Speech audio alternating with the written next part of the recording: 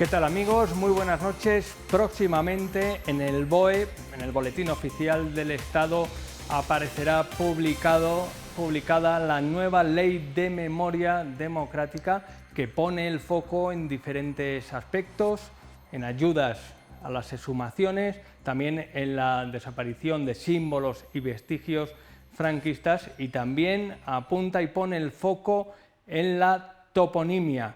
Carteles como este tendrán que cambiarse o desaparecer algunas de sus partes, por ejemplo, el de Yagüe. En la primera parte de nuestro programa de hoy vamos a conectar con el letrado Eduardo Ranz, que ha mandado varias misivas a ayuntamientos como el de San Leonardo de Yagüe para que retiren pues, esos restos, ese apellido en el caso de San Leonardo de Yagüe, o más bien cambien también de nombre. La multa de no realizarse podría ascender a 10.000 euros que tendría que abonar el ayuntamiento en cuestión. Así que Eduardo Ranz, que lo lleva intentando tiempo, que sigue Don RQR, que es conocido en San Leonardo de Yagüe, donde estuvieron a punto de declararle persona non grata, pues digamos que vuelve a la carga y vuelve también a San Leonardo de Yagüe. Ya en la segunda parte de nuestro programa vamos a hablar con el representante de los hosteleros de la provincia de Soria,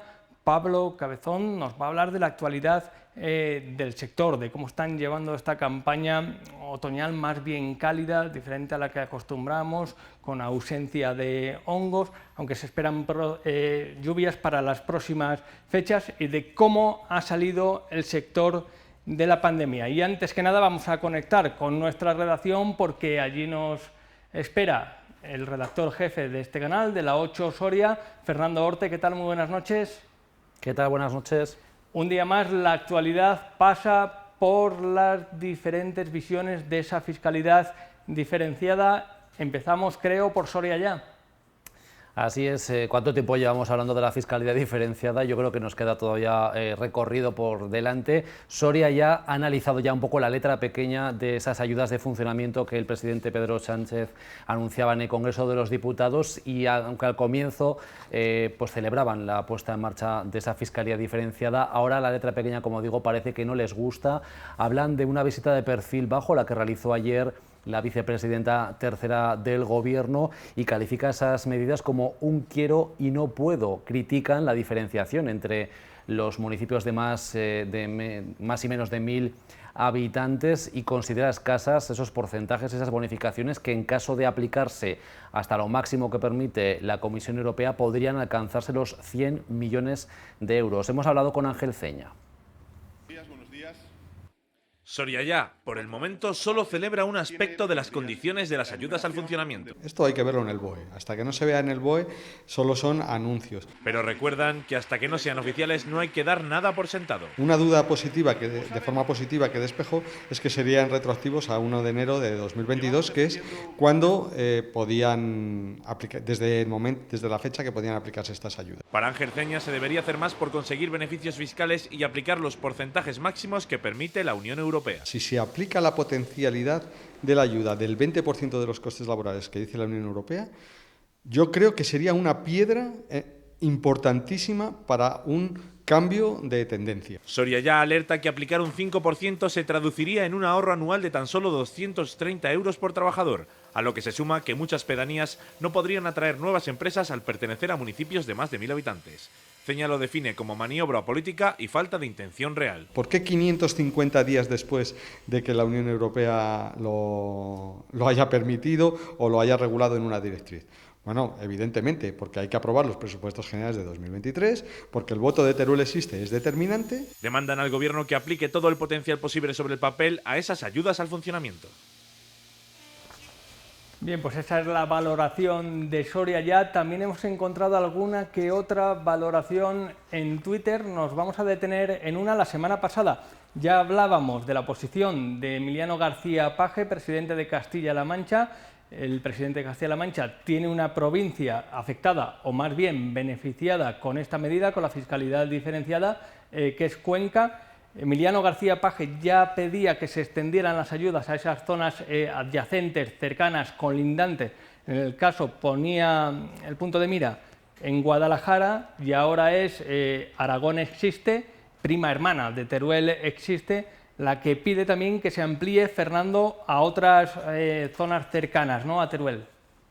Así es, porque lo aprobado por Europa permite que esas ayudas también se extiendan un poquito más allá de los límites de estas tres provincias, a las zonas, digamos, de influencia o áreas colindantes, y en este caso, como bien dices, Teruel Existe, a través de esa marca con la que aspira a presentarse a las próximas elecciones en Aragón y en las provincias de Huesca y también de Zaragoza, pues defiende que en este caso se extiendan a comarcas de la provincia de Zaragoza, también azotadas por la despoblación, no a los niveles de Soria. Por ejemplo, hablamos de Campo de Belchite, de la comarca del Aranta, el campo de Daroca y la ribera baja del Ebro. Está claro que las elecciones municipales y autonómicas asoman y, como decimos, Teruel Existe quiere ampliar su presencia no solamente en la provincia de Teruel, sino ya extenderse también a las provincias de Zaragoza y de Huesca y presentarse a las autonómicas, así que un poco en esa línea pues iría un poco esta petición, ¿no?, de que las ayudas de funcionamiento no se limiten solamente a estas tres provincias, a Soria, a Cuenca y a Teruel. De momento, Fernando, aquí en Castilla y León, en las cercanías de Soria, puede ser Burgos, Segovia, no hemos encontrado ninguna reacción. Sí hemos encontrado demandas en otras zonas más lejanas, como Zamora, pero zonas cercanas, adyacentes, colindantes, vecinas, no hemos encontrado, de momento, como en el caso de Aragón Existe, ninguna demanda, ¿no? Así es, de momento no hay ninguna reacción. También habrá que ver si Soria ya más adelante, también hablando igual en clave autonómico, pues es favorable, ¿no?, a la aplicación también de estas ayudas a zonas colindantes, pero obviamente las zonas también azotadas por la despoblación en Castilla y León no están colindando, ¿no?, si no me equivoco, con nuestra provincia. Bien, pues lo iremos viendo. Por cierto, hoy ha estado en Soria la delegada del Gobierno en Castilla y León, Virginia Barcones, ha tenido un encuentro con estudiantes de la universidad. Ya saben que se pone en marcha, se impulsa ese bono cultural joven de 400 euros, luego 40 pondrá el Ayuntamiento de Soria, se destina a jóvenes nacidos en 2004, es decir, los que van a cumplir 18 años, los que van a votar por primera vez, que van a poder hacer uso de esos 400 euros pues, destinados sobre todo a favorecer, a impulsar al sector cultural, una medida ciertamente criticada desde la oposición porque dicen que es comprar votos. Pero bueno, lo que nos ocupaba es la fiscalidad diferenciada. Fernando, ¿qué ha dicho Virginia Barcones ante las críticas que han llegado a las ayudas al funcionamiento?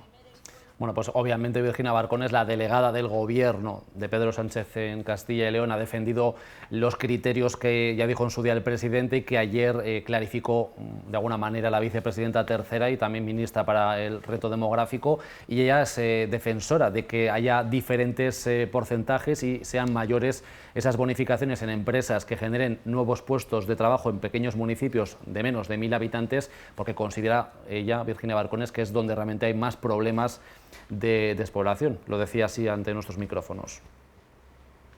Luchar contra la despoblación en el conjunto de la provincia de Soria, también de Cuenca y de Teruel, pero lo que me compete de la provincia de Soria, intensificando las ayudas en aquellos puntos que tienen una mayor debilidad demográfica. Donde hay una mayor debilidad demográfica, donde hay una mayor debilidad del tejido económico que pueda generar empleo y así asentar población, en los núcleos de menos de 1000 habitantes. Si lo que se quiere es criticar por criticar, yo creo que habría que elaborar por parte de estos partidos un poco más los argumentos, porque este se cae por sí solo. Bien, pues esto era lo que decía Virginia Barcones, que efectivamente esta mañana estaba en Soria, en el campus de la Universidad de Valladolid, encontrándose con estudiantes, informándoles sobre esos bonos culturales de 400 euros para quienes cumplan justamente ahora los 18 años, porque el plazo para solicitarlos se termina precisamente este próximo 31 de octubre.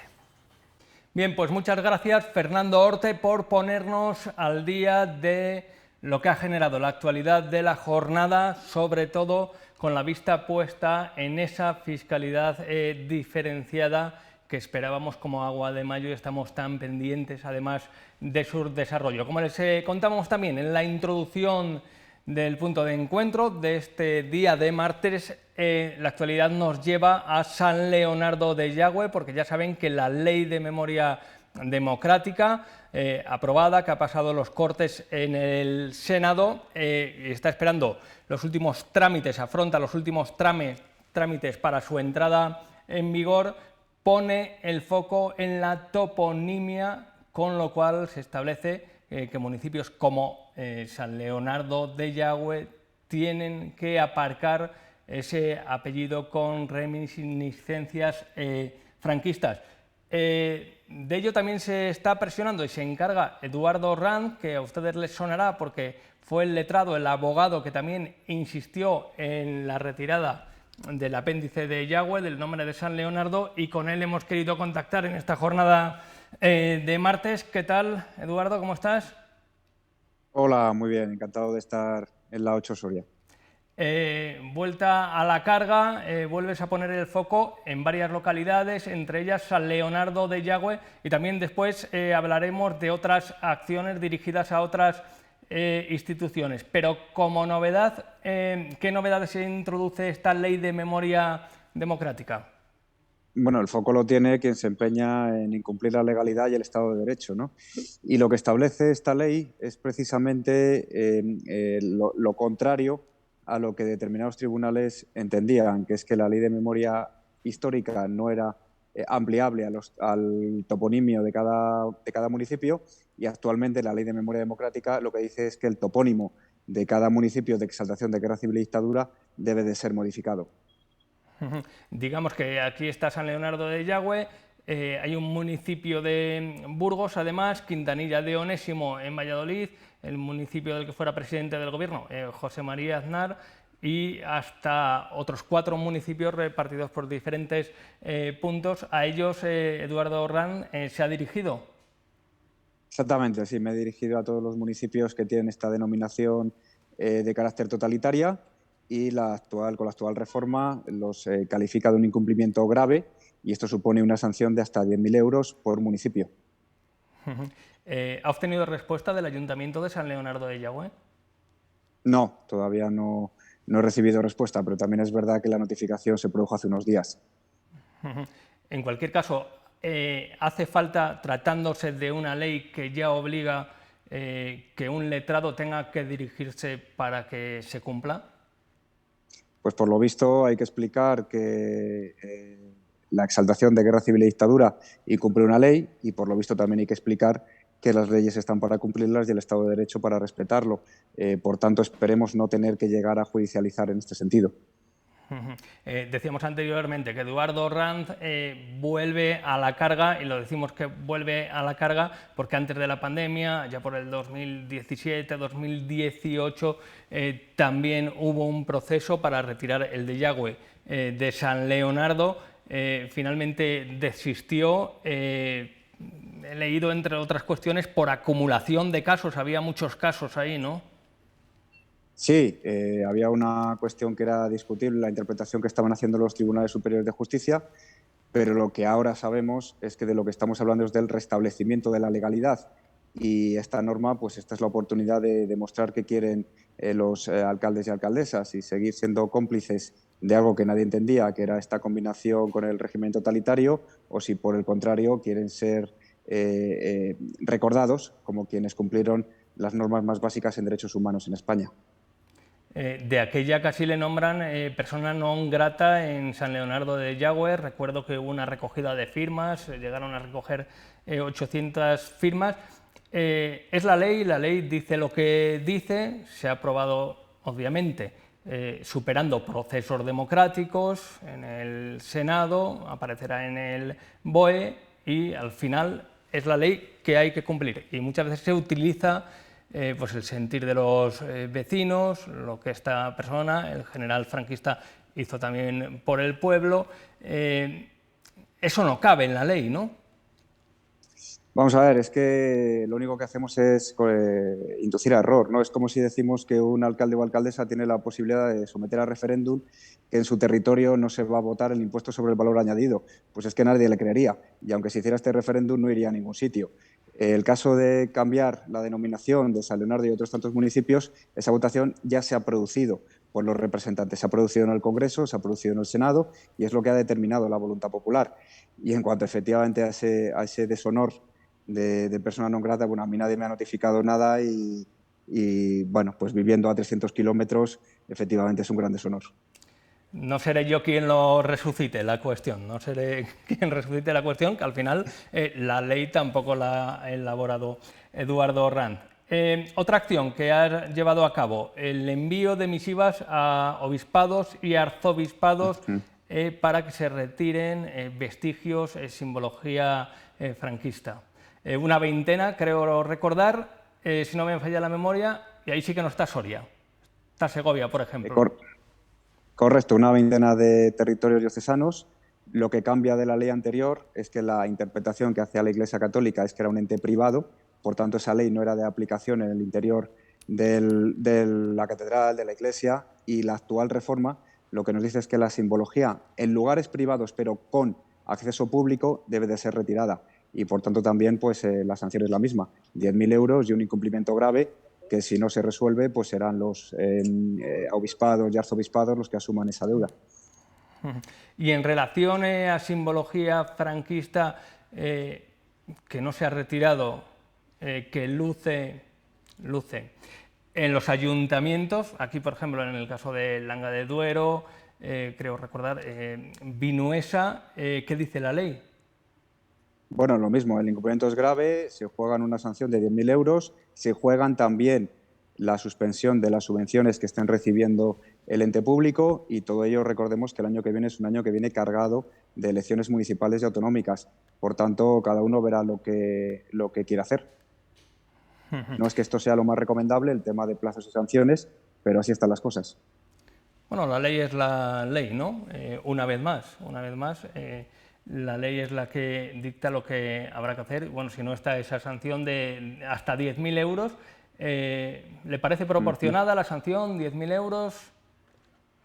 No, toda sanción en normas de derechos humanos creo que es un error, en mi opinión, pero lo que no podemos hacer es permitir el incumplimiento de alcaldes, alcaldesas, obispos y arzobispos.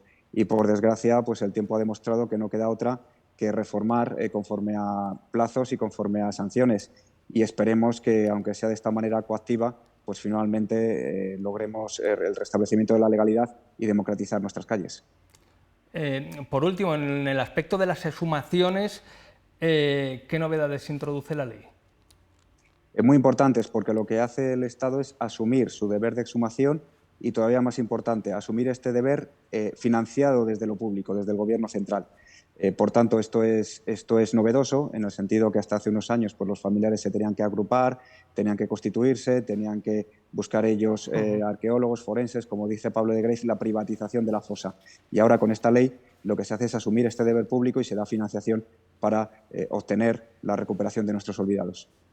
Se han dicho varias apreciaciones sobre esta nueva ley, algunas en contra. Ataca al espíritu de la transición, se ha hecho gracias al apoyo de EH Bildu, que logró introducir las vulneraciones de derechos humanos entre 1978 y 1983. Obviamente hay una parte del hemiciclo contraria a esta ley. Sí, bueno, la parte contraria es la que ha votado en contra, eso está claro. En cuanto a los grupos de trabajo o comisiones como de la que acabamos de hablar, se van a desarrollar por reglamento. Por tanto, primero tiene que existir este reglamento, después tienen que constituirse, después designar a los ponentes que van a formar parte de la comisión y, por último, publicar las conclusiones. Es decir, tal y como lo está exponiendo la derecha, parece que pasado mañana vamos a tener una reflexión en ese sentido y pueden pasar años hasta que ese trabajo esté culminado. Y en cuanto a la transición, pues yo creo que el mayor homenaje que podemos hacer a quienes lucharon por recuperar la democracia en España es honrarles y es sacar de nuestras fosas a aquellos que fueron ejecutados por sus ideas políticas. Bien, Eduardo Ranz, pues muchísimas gracias. Por cierto, que usted tiene orígenes en Soria. Correcto, mi familia es de Barahona. Los Ranz emigraron de Barahona a Soria y de Soria a Madrid. Bien, sí, pues como tantísimos miles de sorianos que viven fuera de nuestras fronteras. Muchísimas gracias, Eduardo Ranz, gracias por aclararnos las novedades que introduce esta ley. Seguimos pendiente y esperamos novedades, sobre todo en el caso de San Leonardo de Yagüe y algunos de los ayuntamientos que también hemos mencionado que tal vez tengan que hacer al menos un lavado de cara a sus casas consistoriales. Eduardo Arranz, muchísimas gracias. Muchísimas gracias y en especial por este recuerdo final a aquellos sorianos que emigraron, como fue el caso de mi abuelo, y que hicieron posible pues, que esta generación como la mía pues, pudiera tener una carrera y un porvenir. Un abrazo muy fuerte. Gracias. Bien, y nosotros seguiremos buscando reacciones a partir de mañana en el municipio de San Leonardo de Yagüe, como siempre, sin ánimo de molestar, con la ley en la mano para ver qué va a suceder a partir de ahora, porque no le hemos hecho una pregunta además importante a Eduardo Arranz. En San Leonardo de Yagüe gobierna el Partido Socialista Obrero Español, que es el partido que ha impulsado esta ley. Hacemos un alto en el camino, pausa para la publicidad y enseguida estamos de vuelta.